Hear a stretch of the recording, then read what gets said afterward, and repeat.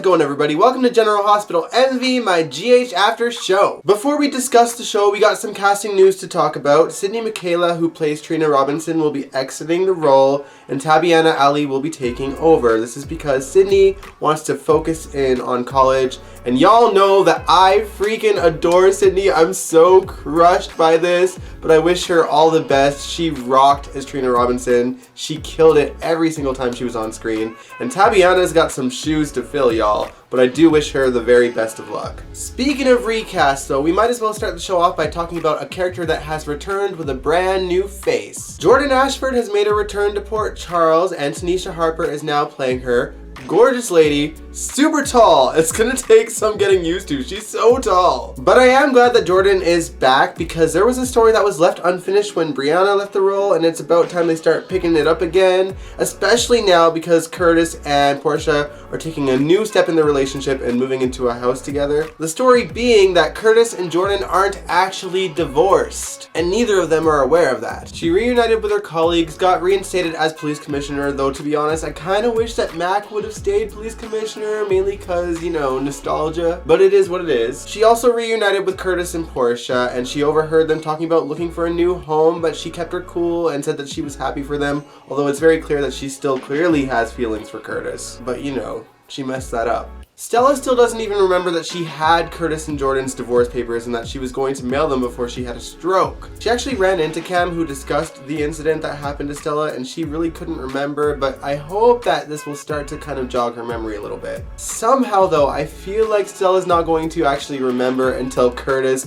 and Portia are going to try to get married, because that's how soaps do it. Curtis also worked together with Drew to try and get Marshall a job with him so that Drew could look more into his past, but obviously Marshall's too smart for that. It didn't work. Curtis reassured Marshall that he was only trying to help him get on his feet, but I don't know if Marshall bought it. I really don't know what to think of Marshall at this point, because it's like Stella kind of knows about his past, but not really. It's hard to read. What do you make of Marshall, audience? Let me know in the comments below. Let's talk about Portia's and probably Curtis's daughter, Trina. Something that I didn't mention last week because I was keeping the video short is that Jocelyn and Trina are kind of at odds. Laura actually had to sit down with Esme and convinced her to try and mend the fences with Spencer's friends, and she reached out to Trina and met her at Kelly's. Jocelyn was there and she was like, no, I don't buy this even for a second, sorry. And Trina was like, girl, stop. And unfortunately for Trina, she had just told Jocelyn about how Spencer got her a gift on Valentine's Day, and Jocelyn used that to fire shots at Esme, knowing it would piss her off. Trina was not happy about that. Trina is obviously the kind of girl that just wants to keep the peace and live her life as peacefully as she can, and Jocelyn ain't that way, and it's going to make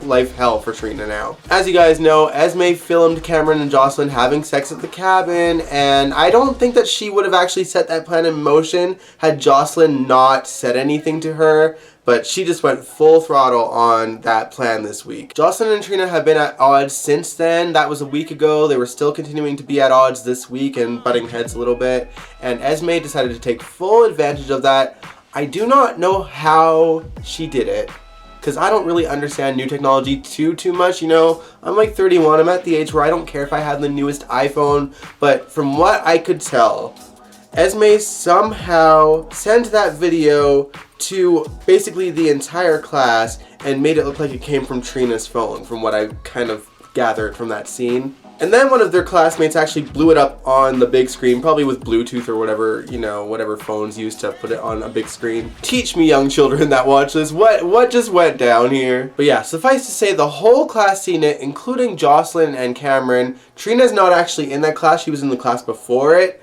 and she had left to go to the cemetery for some reason, where she ran into Spencer, by the way, who was either broken out by Victor, or maybe Victor pulled some strings and got him out because he wanted to see his mother Courtney's grave on the anniversary of her death. We'll talk about that more in a second because I have some words to say, but in regards to Trina and Jocelyn, I would find it very hard to believe that Jocelyn will buy that Trina did this, regardless that they're at odds. Having said that, I think that the evidence against Trina is probably going to get her suspended, and maybe that's when we will segue into the new actress playing her. Maybe there will be a break in between. I don't know, but back to Spencer. So Spencer goes to visit his mom's grave, and on the grave it says that she died in 2006, and Spencer mentions that she died hours after she gave birth to him, and if that is the truth, then Spencer should only be 16 years old. But we know he is older than 18. This is why tombstones shouldn't have dates, y'all. Like, we can do the math. We're not stupid. Sword wrestling is literally the worst on soaps. I mean, I get why they do it. They have to give the parents more story by having their kids turn into teenagers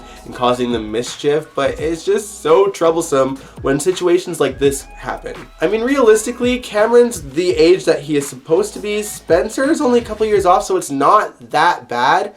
Jocelyn was born several years after both characters. But anyway, I digress. I don't know if Victor actually broke Spencer out or if he somehow pulled some strings, but we'll find out Monday, I'm sure. I gotta hand it to the actor that plays Spencer though. He's doing such a great job. He's so classic Cassadine, and at the same time, such a talented actor. Like, his emotions, I was like, kind of heartbroken seeing how painful it is, the loss of his mother still to this day. It's just nice to see, that's all. Let's talk about Harmony. Instead of just telling Willow the truth, she decides to meet up with some shady characters who know how to create fake birth certificates instead. She was actually honest with Alexis and told her that's exactly what she did, and much like Alexis, I think that this is gonna backfire big time. I feel like when Willow goes to get her passport, she's going to get arrested for providing a false birth certificate, and that brings me joy.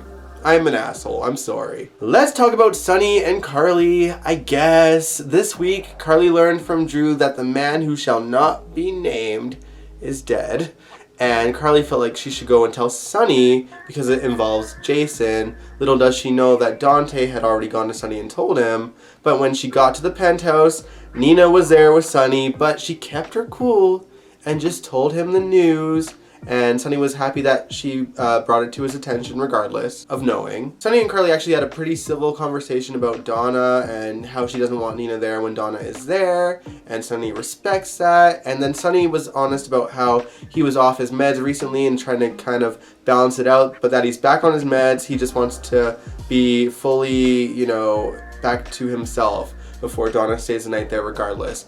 And Carly respected that he told her the truth. Carly told him to take care of himself, and when she left, he signed the divorce papers in his house, and Carly signed her divorce papers on the outside of the house. So it's done. Hopefully Stella doesn't get her hands on them though. What is this, divorce number 6? After that, Olivia and Sam took Carly out to throw axes at a wall, and they all really sucked at it. Like, I'm actually disappointed. I thought Sam would be good at it, but apparently not. To be honest, I feel like all 3 of them should have just gone to that rage room that Anna and Liesl had went to recently, and that would have been much better suited for them because we know they're good at smashing things. Funny enough, Anna and Liesl ended up at that axe place and they did much better. Thank God. Liesl invited Anna there because she wanted to sort of close the chapter on their past and look into the future now that he who must not be named is dead. Anna thinks that the past is too much to sort of get over because obviously she helped kidnap Robin for years and she put Robert in a coma for like 2 years almost. That's a lot to let go of. But they do agree to kind of be civil because they have a lot of people in common that they care about. And honestly, I'm okay with that. Speaking of Anna, she, Laura, Drew, and Sam are trying to set their sights on Victor Cassadine and figuring out what he has planned for Port Charles. They know that he clearly wants to try to use Drew's conditioning that he had against him in some way. They know that he clearly has an interest in trying to control Drew again, and Anna has a theory that he wants information that's in the back of Drew's memories, and we gotta talk about that because there has always been a bit of confusion as to what Drew remembers on this show because he talks about being, a Navy SEAL as if he remembers it, but then this week they kind of established that he lost all of those memories. So I'm so confused. There's no continuity in terms of what Drew actually knows about his life. We actually know for sure that Victor believes that there is something stored in Drew's memories that would help the Cassadine family in some way, and I'm sure it ties to the random heat wave that lasted for 1 day, and probably the Ice Princess as well. Then you got the fact that Laura is convinced that he had something to do with Luke's death because one of Victor's men happened to be in Austria where Luke had died, and that it somehow all links together, which is probably true. I am very curious about this story.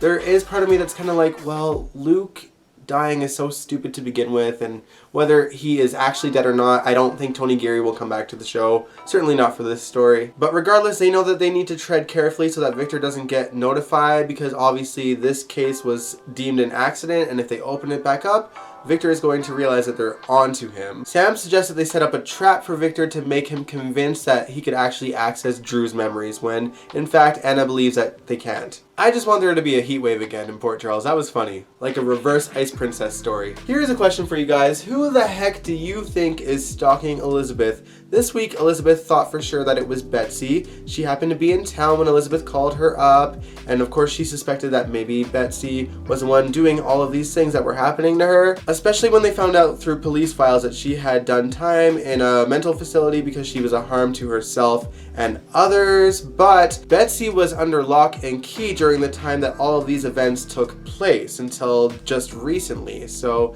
it checks out that she had nothing to do with any of it. They are also bringing up Jake a lot. I think that he is another red herring. I really don't think that he has anything to do with it. The guy is tall, by the way. Dude is growing up fast, and it's the same actor, by the way. But yeah, I really don't think it's Jake. I know that some people think it's DID. I hope it's not. My suspect is Heather Weber because absolutely no one is mentioning her at all, and that is weird to me. Why wouldn't they mention Franco's actual mother, who is literally a lunatic, who has broken out of mental facilities and jails multiple times? This is just straight up her alley. What do you guys think of that theory? Let me know in the comments below. Let's talk about Brasha. The two of them are trying to rekindle their relationship. They went to Sunny's cabin near Niagara Falls, and it was very romantic. Unfortunately, Sasha is also relapsing. She's back on drugs again, this time in the form of pills instead of cocaine. Hopefully it's not as bad as the stuff that Cyrus had on the streets. Not that it makes it any better, but you know, at least less likely to die so quickly. I need this woman to own up to the fact that she is struggling to deal with Liam's death and that she is relapsing so that she can get the help she needs. Hopefully Brando can pick up on it because he's also a recovering drug addict, right? So he should notice the signs right away. Lastly, Austin and Maxie are willing to give a relationship a try, and to be honest, I am so uninterested in that story that is all I have to say on that matter. What can I say? I'm just being honest. They're not really exciting to me. So yeah, that's all the highlights of the show this week. I hope you really enjoyed this video. Stay tuned this Wednesday on Dion's Corner for another GHMV Reacts live stream. We're reacting to weddings all month long, and this Wednesday it is a non-wedding. And if you are a fan of that couple, you know exactly who I'm talking about. So stay tuned for that. And if you liked this video, give it a big old thumbs up. Subscribe if you want to. I'd really appreciate it. I will catch you guys this Wednesday. Peace out.